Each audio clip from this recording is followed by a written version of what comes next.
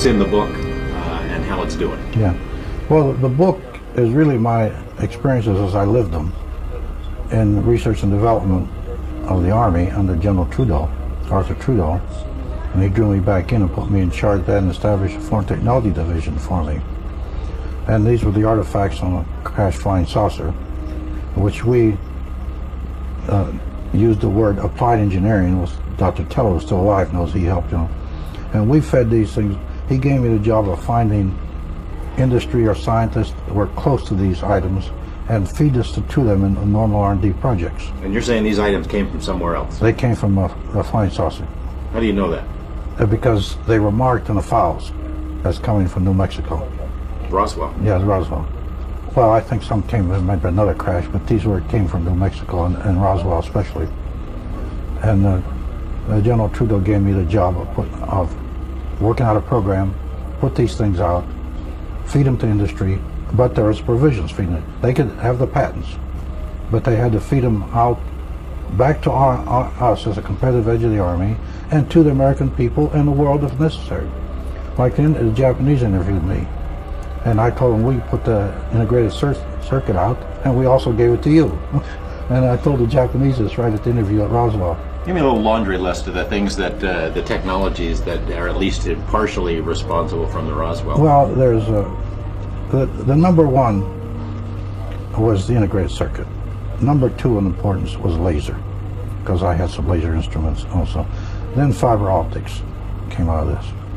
The imaging devices or night viewing devices came from this. Some of the work we did on electromagnetism and the ICBMs and came from this.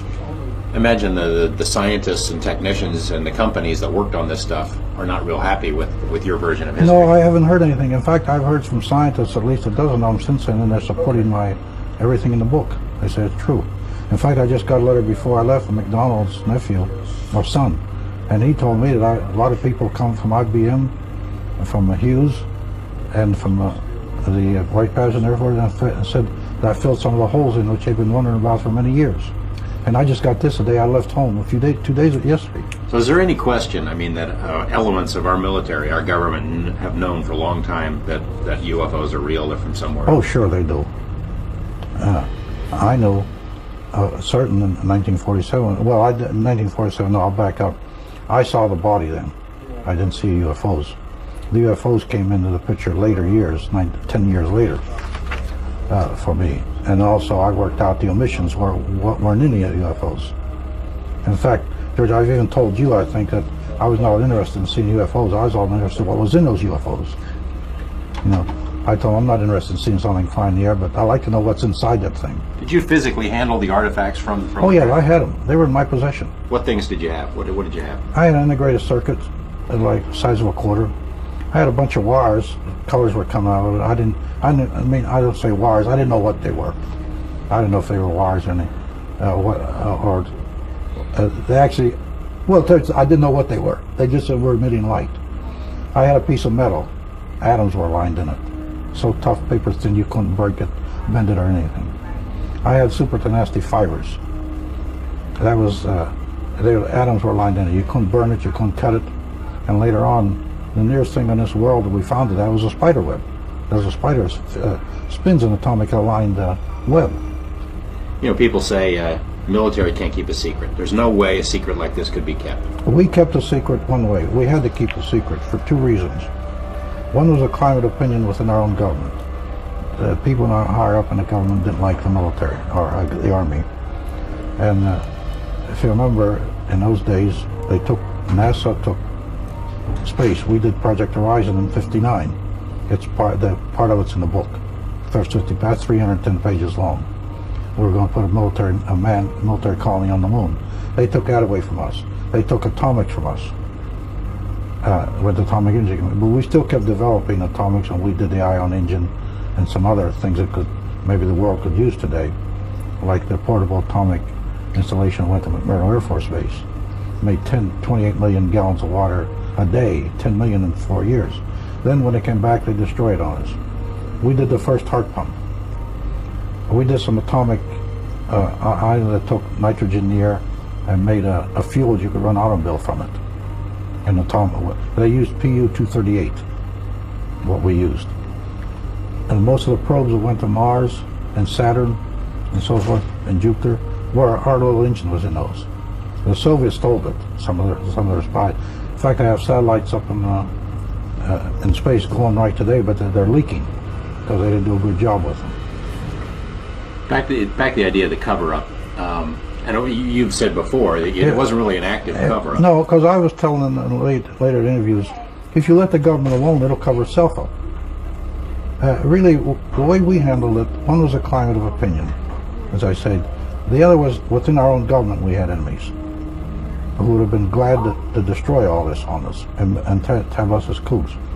So what we did, I got the job of going and developing a program, which is discussed in the book how it was done. And through this program, we started feeding it out to industry. But this was not on paper. They went out as normal research and development proposals, not to name something. Yeah, you didn't put out a report that said, here's some alien stuff, figure it out. We put our regular research and development proposal that came from somebody's brain. And also this was known among a select few, mostly combat officers, head-to-head. We kept this among ourselves, because otherwise we were certain that they would have destroyed our organization, and we had a good organization. General Trudeau pulled it together just a couple of years before. They would have destroyed our organization and labeled us as kooks and taken our budget away. So it had to be. We didn't cover because we gave it to industry with the provisions, and I'll repeat this. The provisions were, come back to us with what you prove, a competitive edge of the Army, give it to the people and to the world if necessary, and take the patents.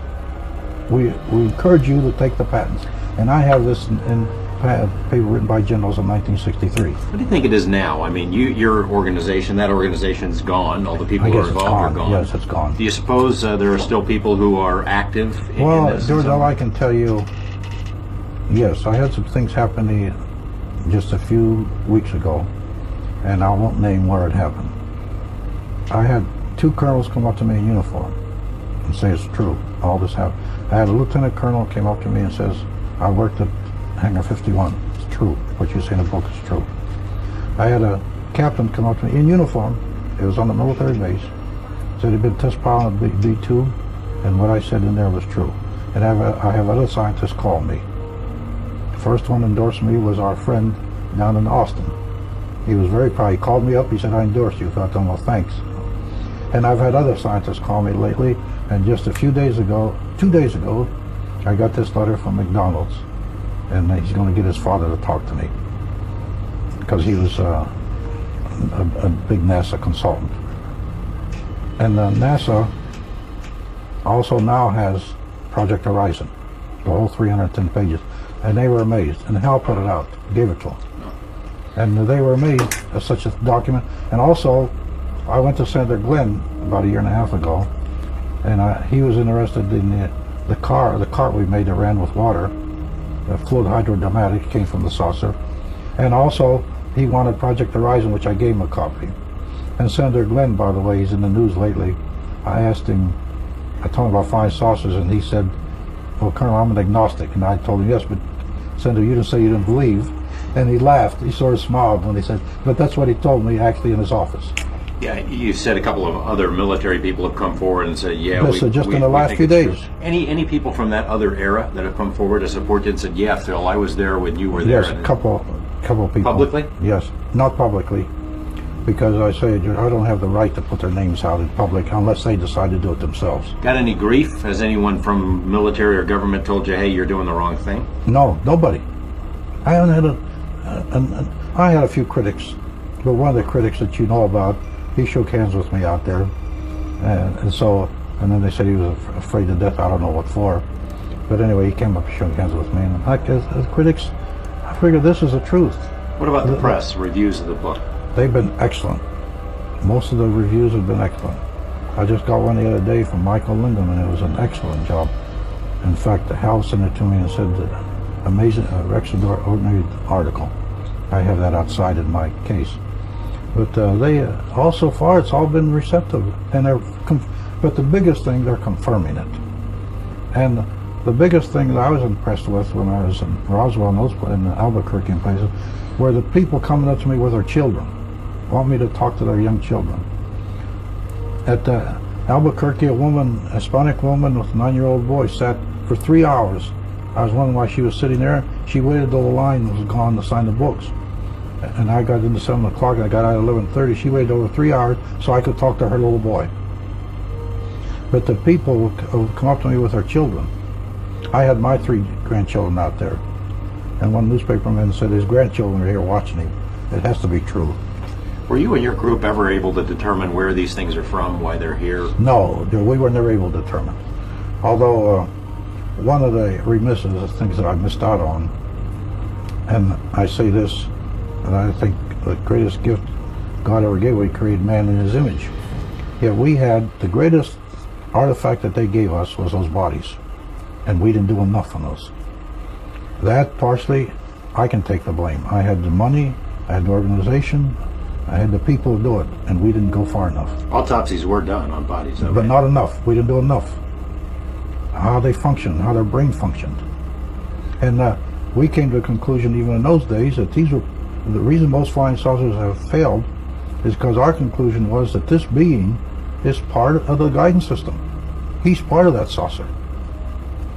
And I had a little story I told, which even the Lindemann picked up. One day I was walking with a general in the hall, General Trudeau, and I made the statement, my son must be a little crazy. He said Indians talk to him.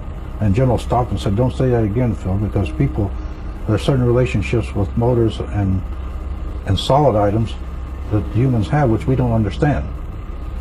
Now this goes back to what our discussions on the extraterrestrial. He was part of the guidance system, or it, whatever it is, because it has no sex organ or thing. It was part of the guidance system. That's why we failed in propulsion and guidance system of these flying saucers. But we didn't figure it out. We never figured it out. We didn't do enough on that body. We didn't even do 10% of what we should have done. You saw the reports. I had the reports.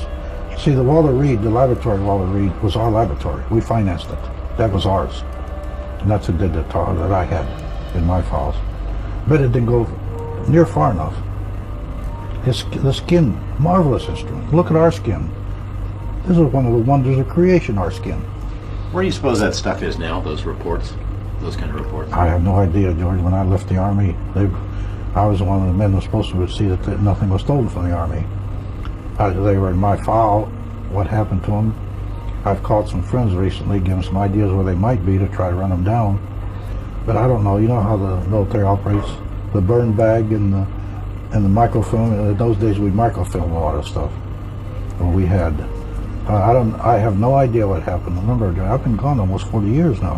What about the few people who have criticized you? They're saying, well, why are you coming out now? You're violating your security oath. What are you telling us? Well, I've been asked that question many times. Yeah, I know.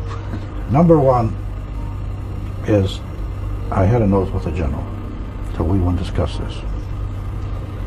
The general said, when I die, Phil, you're released from your oath. He died 3 years ago, and I started to write it. Number two is I couldn't talk about people who were with us that I had no right to talk about. In intelligence, like a newspaper man, your source is not named unless he gives you permission to name him. I had no right to do that. And so my own family criticized. My son says, 35 years you didn't talk. You didn't even tell us. So that's right. Why should I tell anybody? I had an oath with an honorable man, a great man. And I wasn't about to betray that oath. And not only that, I had never any intention of writing a book or putting it on paper.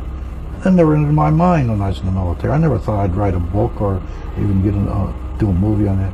That never entered my head. Anything else you want people to understand about this? Well, it's the truth as I lived it.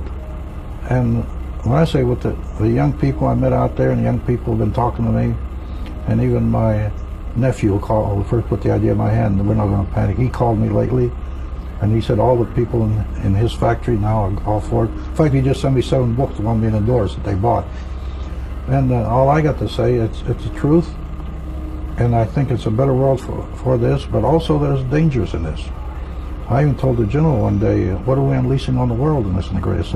He said, well, I hope that people come later will recognize the danger. He said, but not my lifetime, Phil, and this isn't a book.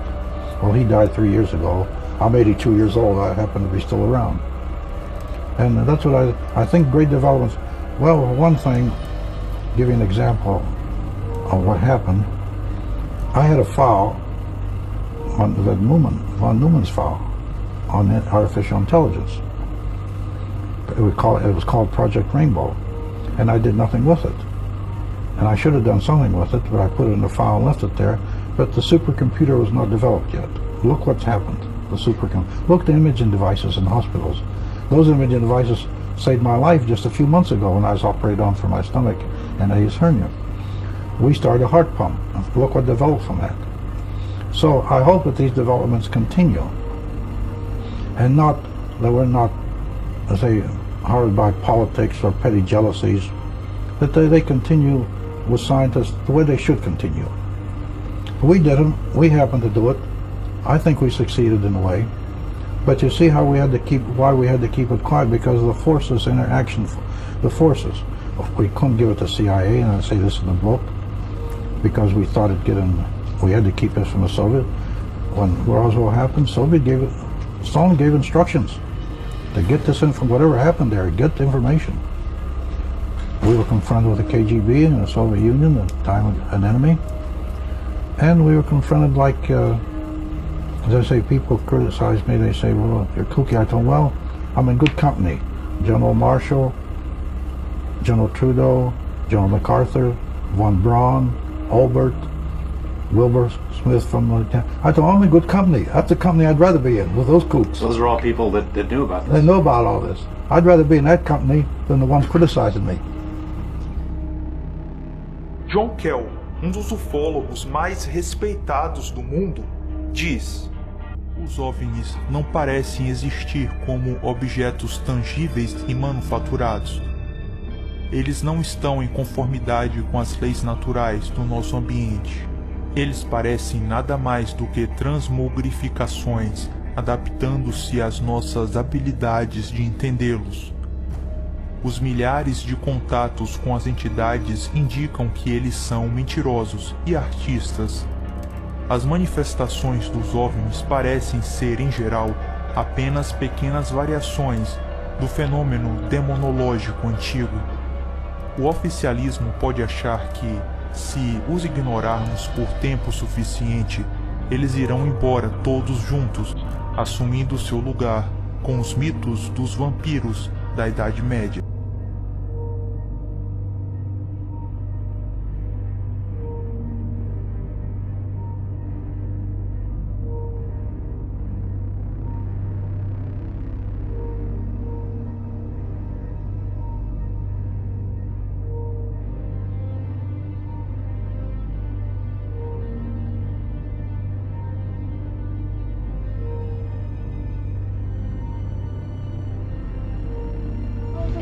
In the trees over there?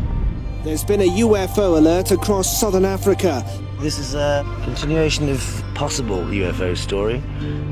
A large, brightly coloured object was seen travelling very fast above Zimbabwe, Zambia and South Africa. I thought it was an alien, and he had big eyes. Several planes saw it. The experts are baffled.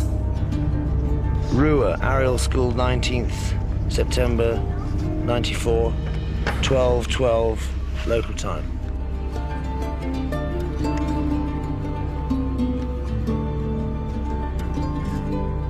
Could you tell me what you saw on Friday? Well, it looked like it was like glinting in the trees.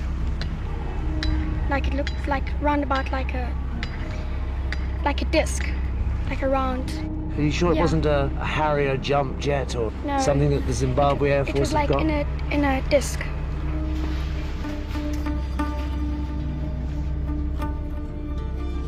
Kind of like that.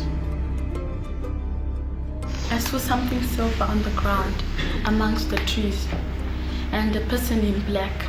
They had big black eyes. That's all I saw. I saw a glimpse. They kind of turned around and stared and then went back into a kind of like ship. I saw this silver thing in amongst this clump of trees with this one thing sitting on the side and another thing sort of like running up and down the top. What did he look like? His face was like this, and his eyes were down here. Mr. Mackey, you're headmaster of Ariel School. Tell me, what do you think of all this? I feel sure that the children feel that they did see something. We asked them to draw pictures of what they saw on Friday, and after looking at those, I definitely feel that they did see something. What do you think that was? I agree that it could be something that we are not common with. But to actually say that it was a UFO, I would be reluctant to make a decision like that.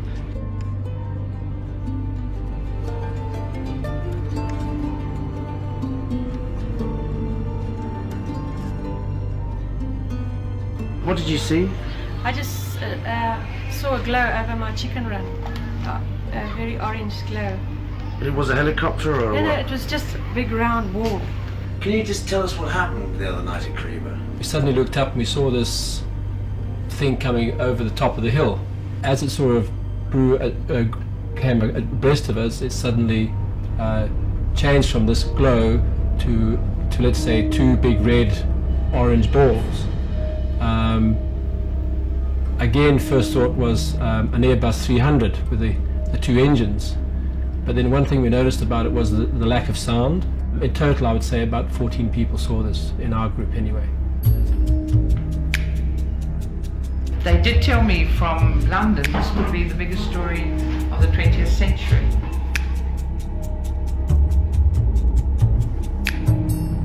As I said to Tim yesterday, I mean, I do believe the children saw something. Saw a door. What equipment have you brought with you? Well, Gunther is a highly technical chap, and he's made his own Geiger counter, his own metal detector. We're going to check it out and see if there's any radioactivity there. Cynthia, what are your impressions after this morning's little expedition? Well, I certainly believe the children.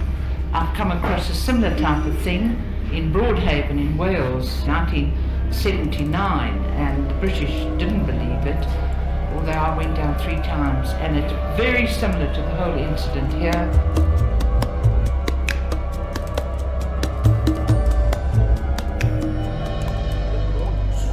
A demonologia não é apenas mais uma coisa de maluco. É o antigo e acadêmico estudo dos monstros e demônios que aparentemente coexistiram com o homem ao longo da história. Milhares de livros foram escritos sobre o assunto. Muitos desses livros eram escritos por clérigos, cientistas e estudiosos, e um número incontável de eventos demoníacos bem documentados está prontamente disponível para todo pesquisador. As manifestações e ocorrências descritas nesta vasta literatura são similares, se não inteiramente idênticas ao fenômeno OVNI. Vítimas de demonomania, possessão, sofrem os mesmos sintomas médicos e emocionais que das pessoas abduzidas. O diabo e seus demônios podem, de acordo com a literatura, se manifestar em quase qualquer forma e podem imitar fisicamente qualquer coisa, desde anjos até monstros horripilantes com olhos brilhantes.